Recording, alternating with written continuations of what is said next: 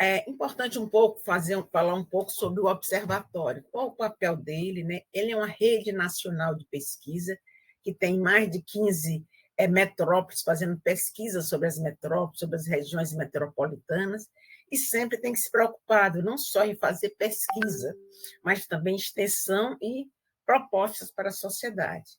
Então, como resultado das pesquisas comparativas entre as metrópoles brasileiras, nós já publicamos alguns livros, né? Nós temos até alguns, Como Anda a Fortaleza, né? Que é um estudo da Fortaleza dos anos 2000, né? Os dados eram do ano 2000. Depois publicamos Fortaleza, Transformações na Ordem Urbana, também, que é um livro que as outras metrópoles participaram. E o mais recente é Fortaleza, Reforma Urbana e Direito à Cidade. Esse que está sendo a base para a organização desse fórum. O importante desse fórum é ter mais interação com a sociedade civil, né? E como a gente vai discutir o direito à cidade se não se volta para os vários setores da sociedade?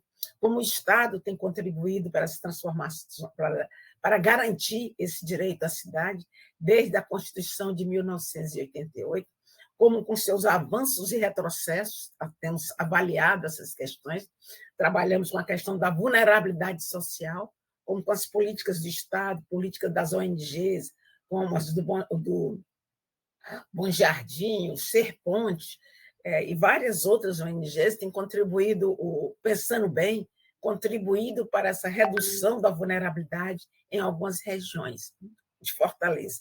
Então, a nossa preocupação é ver como o observatório, como o LAPU, como o NUPEGA, como os LEAB, como os grupos de pesquisa, não fazem só pesquisas sem a inserção na sociedade. Então, além da pesquisa, nosso objetivo é também contribuir, refletir e também ter o contraponto de o que é que nós estamos pensando e o que é que os setores que estão sofrendo as intervenções da sociedade, estão sofrendo as intervenções do Estado, né? Como é que eles estão reagindo e como é que podemos, todos nós juntos, contribuir para uma cidade melhor, contribuir para que todos tenham direito à cidade, que não sejam as várias cidades dentro da cidade, mas uma cidade que garanta educação, saúde, escola, assistência, lazer, né? Então, o direito à cidade não é só direito ao trabalho, direito à moradia, é direito a uma qualidade de vida, é direito à democracia, é direito a votar, é direito a intervir, e é nessa perspectiva que nós estamos fazendo esse fórum, né? De que forma cada setor da sociedade pode nos ajudar a pensar, a refletir junto e também transformar nossas pesquisas, como melhorar a qualidade das nossas pesquisas e como as nossas pesquisas possam contribuir mais ainda para produzir uma sociedade melhor. Então, a gente tem um livro, né, esse Reforma Urbana e Direito à Cidade, que acho que a Yara já deve ter enviado para os convidados aqui da mesa, né, para ver a nossa proposta, a nossa forma de pensar a cidade, né?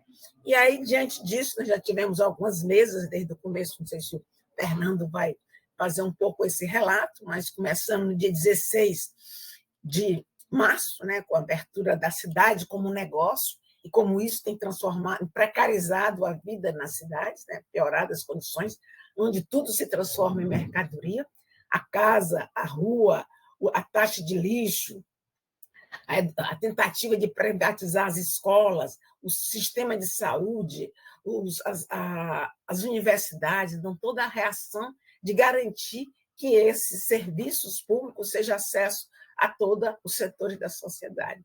Então, é nessa perspectiva que nós estamos aqui discutindo com todo mundo como criticar, questionar essa mercadorização da cidade, né? E como transformar, romper com as vulnerabilidades sociais e tornar essa população mais resiliente. Então, eu passo a palavra para o Fernando, para ele apresentar um pouco a programação e também os participantes da mesa. Eu quero dar boas-vindas a todos vocês que aceitaram participar conosco, né, e tenham acompanhado à distância as cozinhas comunitárias e outros projetos que ao Eduardo, né? E a Yara tem participado mais ativamente através do NUPEGA e do LAPU. Então, bom dia, gostaria de desejar também boas-vindas a todos os presentes. Como a professora Clélia falou, o fórum ele é baseado no livro que foi publicado ano passado, que se chama Fortaleza, Reforma Urbana e Direito à Cidade. Os nossos encontros acontecerão ao longo desse semestre, serão ao todo 7 encontros, hoje é o terceiro encontro. Desses encontros, 4 deles serão nessa forma remota e 3 serão presenciais, assim como foi a abertura no dia 16, como a professora Clélia comentou, né? E para cada encontro, a proposta é que a gente discuta um ou mais capítulos publicados no livro, e o tema de hoje é baseado no capítulo escrito pela professora Yara e pela Gabriela Azevedo Marques, que tem como tema desafios e novas possibilidades para a produção de alimentos na metrópole, tá certo? Eu gostaria também de dizer que essa programação, a nossa programação está sendo divulgada nas redes sociais do LAPU, como também na plataforma Event3, que é por onde as pessoas também podem fazer a inscrição.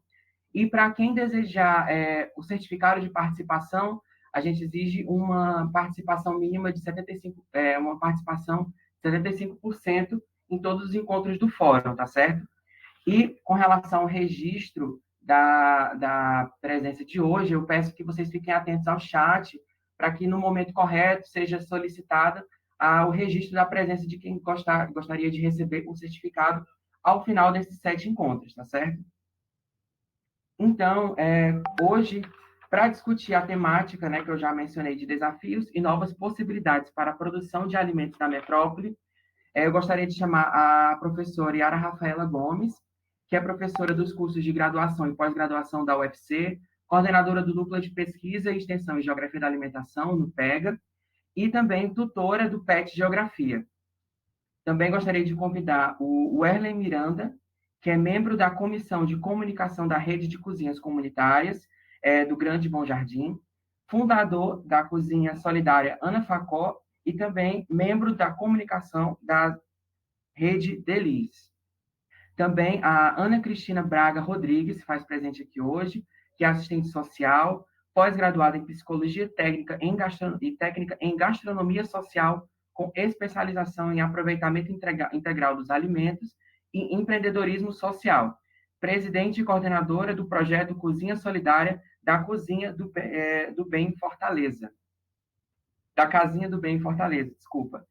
E também a Helena Miranda, cofundadora da Cozinha Solidária Ana Facó, membro da rede de cozinhas comunitárias do Grande Bom Jardim. Agora eu gostaria de passar a palavra para a professora Yara para dar início às nossas discussões. Oi, Fernando. Muito obrigada pela apresentação, tá? Mais uma vez aqui agradeço a presença de todos, de todas, né?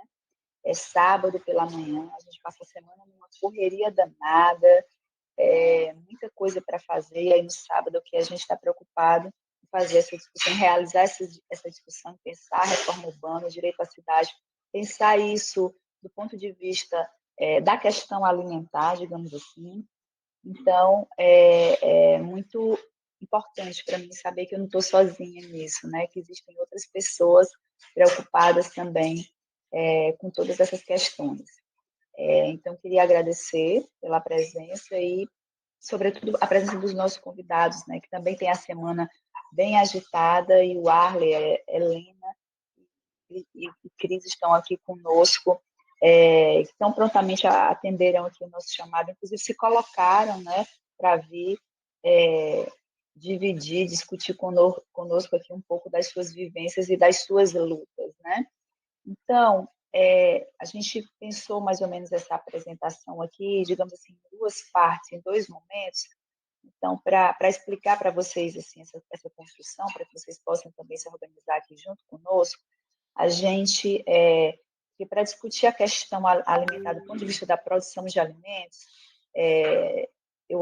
nós consideramos que é quase que é uma discussão quase indissociável da discussão nos tempos atuais, né, sobre a fome. Eu acho que a gente precisa falar sobre a fome também numa discussão como essa, tá?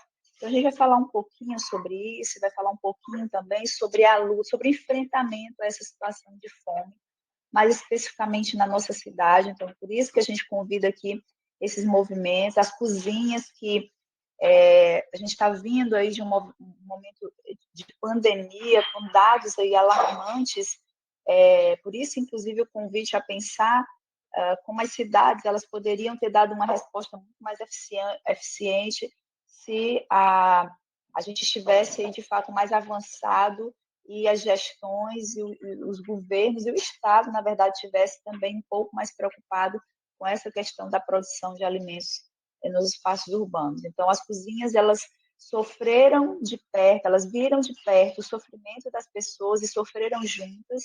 Então, por isso que a gente convidou, né, essas pessoas para compartilhar conosco um pouco dessa situação. E, obviamente, a ideia é que os colegas, né, os companheiros aqui possam, que no segundo momento é quando, de fato, a gente vai falar um pouco sobre a agricultura urbana, quando também, na verdade, a gente gostaria de ouvir um pouco dos companheiros sobre a discussão dessa pauta dentro de cada um dos movimentos, né? Será que é uma pauta que tem sido discutida? Será que é uma pauta que tem sido levada em consideração? Então, a gente dividiu mais ou menos assim a nossa fala, abrindo ao final para que a gente possa comentar, perguntar e conversar com quem aqui está nos assistindo, tá? Então, eu começo aqui essa fala, pessoal. Bom, se tiver algum problema aí... Bom, já peço desculpa aqui, vou tossir algumas vezes, estou com um probleminha aqui na garganta. E se tiver algum problema no áudio, alguma coisa, o pessoal aí da organização me avisar de alguma forma, tá certo? Eu me preparei slides, eu acho que aqui a gente vai conversando, a gente vai discutindo, tá? Não sei se os nossos convidados prepararam, mas não é uma obrigação. Eu acho que, bom, a escolha aqui da metodologia aqui de apresentação é bem peculiar a cada um, então não trouxe aqui slides para a gente apresentar.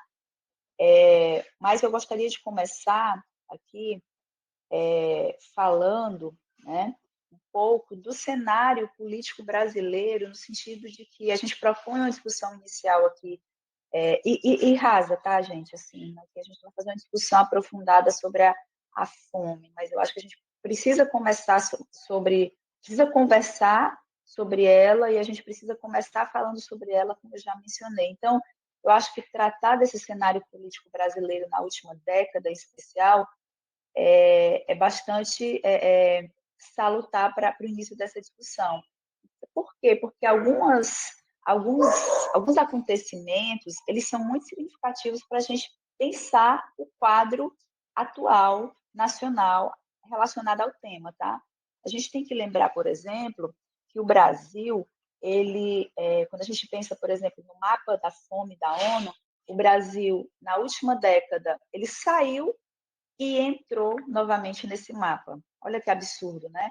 Então, você tem em 2014 um país que sai de um mapa, né, da fome, isso aí, obviamente, ligado a inúmeras ações associadas, por exemplo, a algumas políticas de governo, a gente tem que dar destaque, a gente tem que falar disso também, por exemplo, o Fome Zero e outras ações associadas a ele foram significativas para a gente pensar essa relação de um país que sai do mapa da fome, e, ao mesmo tempo, 4 anos depois, você tem um país, né, a partir de 2017, tem um país que se insere novamente nesse mapa, né, ou seja, a fome ela volta a assombrar a população economicamente mais vulnerável do país, e a gente se pergunta o que de fato levou a essa entrada novamente, né? A gente pode citar aqui alguns desses fatores, a gente não vai trabalhar todos eles, mas é importante que a gente destaque, tá? Então, por exemplo, a gente precisa falar, se a gente precisa falar da crise política, né, que redundou no impeachment da presidente Dilma, a gente tem que pensar também numa recessão econômica que desde 2014 também vinha assolando o país. Então, você tem uma recessão econômica, você tem uma crise política nesse contexto, e você tem também um movimento aí de eleição, né, um movimento eleitoral no país, que em 2018 ele acaba elegendo um presidente que logo de partida, quando assume o poder, a orientação dele ela fica muito clara quando logo de partida ele reduz o papel do CONSEA, né, que é o nosso Conselho Nacional de Segurança Alimentar e Nutricional. Isso quer dizer que ele acaba retirando a autonomia desse conselho, né? Ele revoga as atribuições, que atribuições seriam essas, né? De acompanhar, de articular, de monitorar a política e também o Plano Nacional de Segurança Alimentar e Nutricional. Então, quando você faz isso, você deixa bem explícito qual é a direção que o teu governo vai tomar a partir daí. Então, obviamente que todas essas ações, né, e as medidas, todas essas medidas que foram tomadas em prol dessas ações, esse conjunto todo resulta, digamos assim, numa reestruturação, numa desestruturação de todo um arcabouço institucional que vinculava, aí, por exemplo, a outros processos, por exemplo, vinculava a agricultura familiar, né, a uma rede aí bastante interessante socioassistencial, e a gente tem, por exemplo, aí que essa relação ela se estabelece por programas como o Programa de Aquisição de Alimentos, né? Obviamente outras ações, a gente traz aqui o PA, porque recentemente, inclusive, ele foi retomado, né? Muitas ações elas foram retomadas, muitos programas e muitas direções foram retomadas nos últimos 3 meses também, quer dizer, a gente está conversando agora quando um presidente novo e com uma proposta nova de governo assume o país e retoma tudo isso que em 2018 começou a se desestruturar, né? E aí a gente precisa também avaliar e pensar o que a gente espera e as dificuldades depois de toda essa desestruturação para os próximos 3 anos. Então, quer dizer que muita coisa tem que se restabelecer para que a gente consiga afinar algumas ações de fato. E aí, toda essa discussão, a gente não pode perder de vista que a alimentação, gente, ela é um direito previsto na Constituição Federal, né? Então, quando a gente pensa que a alimentação ela é um direito, mas que mesmo assim a fome, né, ela persiste e atinge uma parcela considerável da população, a gente se pergunta também como cada um desses governos ele tomou como responsabilidade, como uma obrigação, pensar e garantir a alimentação para a sua população, que direção foi apontada a partir de cada um desses governos, né? E como também, pessoal, cada um desses representantes da sociedade, eles precisam responder pela direção das suas ações. Eu acho que a gente fala pouco sobre isso, né? A gente fala pouco de como esses representantes políticos eles precisam responder, né, no rigor da lei, digamos assim, pelo desastre de algumas decisões, de algumas ações que são tomadas, né? Bom, então, para a gente não estender também muito aqui, um assunto que é extremamente complexo e que eu sei que vocês estão aí, né, já ansiosos para fazer uma série de comentários, porque percebam que eu estou aqui fazendo uma apresentação bem en passant e pedindo aqui já as minhas desculpas, porque eu não estou aprofundando questões que são bastante complexas, né, que exigiriam um tempo maior de fato, aprofundamento em cada uma delas. Então, a gente não vai fazer isso e a gente vai chamar vocês aqui para discutir um pouco mais algumas dessas questões. Então, acho que a gente tem que pensar, por exemplo, como tudo isso favoreceu um cenário, né, de fome, e também a gente pensar como é que a fome atinge a população do Brasil, porque o que a gente tem acompanhado nos estudos, que foram, inclusive, extremamente comentados, a mídia, né, explorou bastante esses dados, nós aqui na academia exploramos bastante foram dados que nos deixaram extremamente tristes, né? Alguns não foi surpresa, alguns daqueles dados não foi surpresa para quem estava estudando o tema, mas não deixa de ser estarrecedor, né? Eu acho que não deixa de ser estarrecedor quando você não pensa só no quantitativo de pessoas em situação de fome, mas quando você pensa que cada número daquele é uma pessoa, é uma família, é uma criança, né? Inclusive, algumas desses sujeitos foram, de fato, sujeitos mais atingidos, né? Porque, por exemplo, a Rede Pensão traz uma pesquisa para a gente para mostrar que a fome no Brasil ela não tem só gênero, né? Ela não tem só cor, mas ela tem gênero, ela tem cor, ela tem idade, ela tem classe, ela se territorializa em alguns espaços diferentes de outros, né?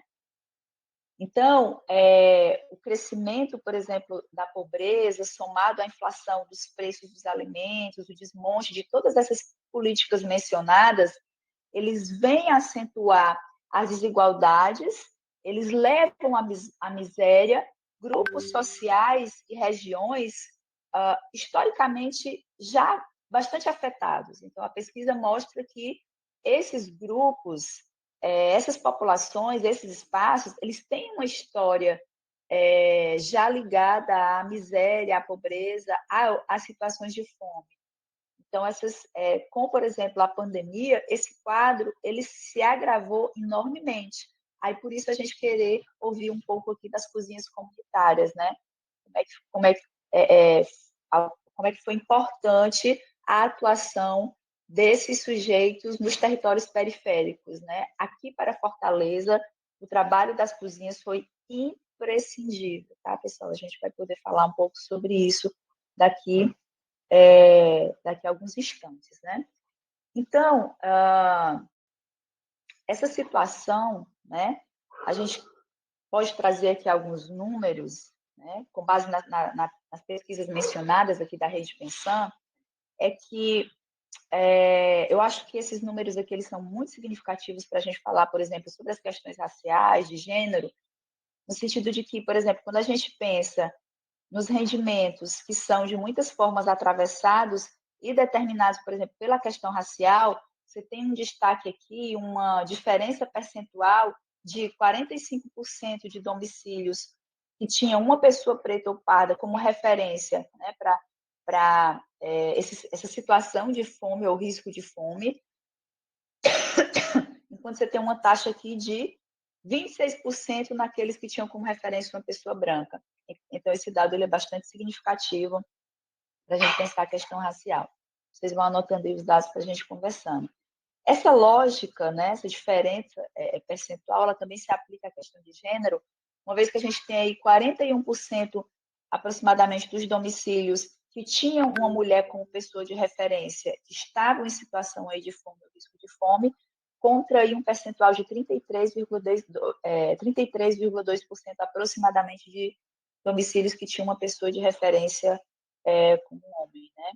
Então, a fome e o risco de fome, eles assumem, para além dessa questão de gênero e questão racial, a gente traz um outro dado aqui para falar da territorialização, né? Um dado bastante complexo, porque é interessante como a gente tem dois fenômenos aqui bastante interessantes, né?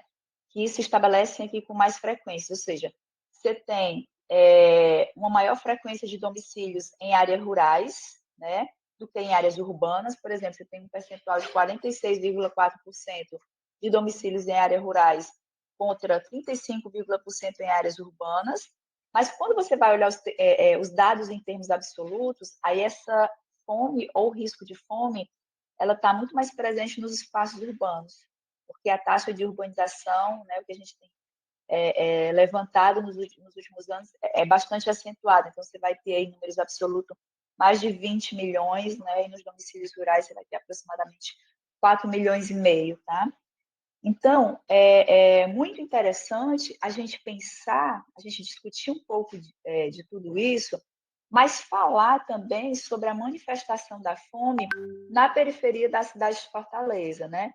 E pensar como é que a sociedade organizada ela atuou e, na verdade, ela vem atuando contra esse fenômeno, fazendo com que, inclusive, o próprio governo do Estado ele tenha lançado mão de alguns artifícios, inclusive com programas, né, o Ceará Sem Fome e outras ações, com base já nessa articulação, nessa luta desses territórios periféricos, né? Porque a gente vai trazer aqui duas experiências, mais especificamente, uma delas no Grande Bom Jardim, né? Mas existem outras experiências em outros territórios periféricos da cidade de Fortaleza, no Janguru Sul, na Serrinha, e num conjunto, por exemplo, de cozinhas comunitárias que passam a existir efetivamente, e aí foi esse um quadro que a gente percebeu quando a gente estava preparando esse mapeamento, esse relatório de enfrentamento à fome, mais especificamente no Bom Jardim. Quer dizer, são cozinhas que não existiam e que passaram a existir quase que de forma orgânica ali no território, como uma necessidade premente de atender a uma comunidade que padecia de fome. Então, a gente vai perceber que muitas dessas cozinhas surgiam ali na própria associação de bairro, surgia ali no movimento, de repente, religioso, surgia na casa das pessoas, porque alguns vizinhos estavam numa situação muito mais difícil do que outros, então algumas pessoas mais envolvidas começaram, a gente tem isso aqui, tá? Começaram a dispor da sua cozinha, do gás que ela tinha, porque parte da comunidade não tinha o gás, então ela cede esse espaço e aí há uma outra solidariedade aí